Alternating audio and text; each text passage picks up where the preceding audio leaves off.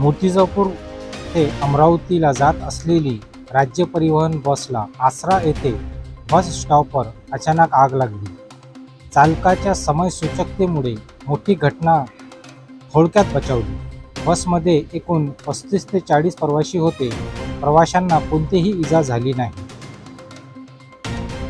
दररोजप्रमाणे ही बस MS27Y5114 Murtijapur ते जात होती, परंतु सकाळी 10 वाजताच्या सुमारास आसरा येथे बसने पेट घेतला.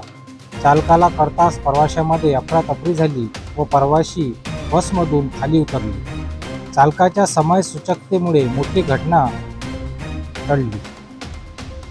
एकतर या मार्गावर बससेवा कमी आहे, त्यात भंगार बसेस या मार्गावर चालतात, त्यात उष्माघातामुळे बसने पेट घेतला. बसेसचा कोणताही मेंटेनन्स राज्य परिवहन विभाग करत नाही, अशा प्रवाशांचे म्हणणे आहे.